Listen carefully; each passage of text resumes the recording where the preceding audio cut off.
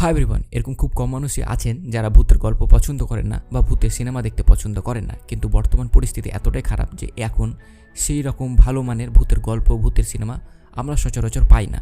তো আপনাদের জন্য একটা সুখবর, আজকে আমি আপনাদের জন্য একটা সুন্দর, খুব অল্প সময়ের মধ্যে, সবচেয়ে বড় কথা হচ্ছে এটা সিনেমা না, এটা একটা শর্ট ফিল্ম এবং খুবই অল্প মিনিটের, সামথিং 15 থেকে 17 মিনিটের মধ্যে।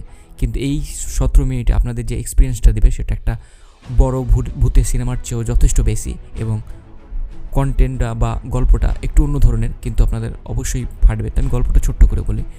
গল্পটা হচ্ছে যে হঠাৎ করে রাত, মোটামুটি গভীর রাতের সময় একটা বন্ধু হঠাৎ করে এক বন্ধুর বাড়ি আসে এবং বন্ধুর বাড়িতে এসে একটা বক্স তার হাতে ধরিয়ে দেওয়া হয়। বক্সটা ধরিয়ে দেওয়ার পর সে ওখান থেকে চলে যায় এবং বক্সটা যখন খুলে দেখে, তো বক্সটা খুলে দেখার পর দেখা হয় যে বক্সটা শুধুমাত্র অন্ধকার দেখতে পাওয়া যাচ্ছে। লাইট মারার পরও বক্সের ভিতরে কিছু দেখতে পাওয়া যায় না, শুধু অন্ধকারই। এবং কোনো জিনিস যদিও বক্সের ভিতর ফেলা হয়েছে, তো সেই জিনিসটা বক্সের ভিতরে চলে যাচ্ছে, কিন্তু দেখতে পাওয়া যায় না। এবং সবচেয়ে বড় কথা হচ্ছে যে যখন তার একটা চিঠি পাওয়া যায়, ওখানে চিঠি ছিল বক্সের উপরে, এবং চিঠিটাতে লেখা আছে যে যতক্ষণ পর্যন্ত এই বক্সের দিকে তাকিয়ে থাকবেন ততক্ষণ পর্যন্ত ভালো। যদি বক্স থেকে চোখটা সরে যায় তাহলে হঠাৎ করে দেখতে পাওয়া যাবে যে বক্সের ভিতর থেকে একটা ভূতের মতো মাথা আস্তে আস্তে বের হচ্ছে, যে যতবার সরানো হচ্ছে একটু একটু করে বের হচ্ছে।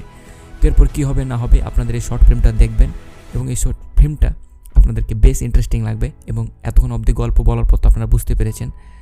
তো আপনারা যারা দেখেছেন তারা জানাবেন কেমন লেগেছে, আর যারা দেখেননি তারাও আমাদেরকে জানাবেন কোথায় লিঙ্ক আছে, আমি লিঙ্কটা দিয়ে দেবো যদি না পান তো।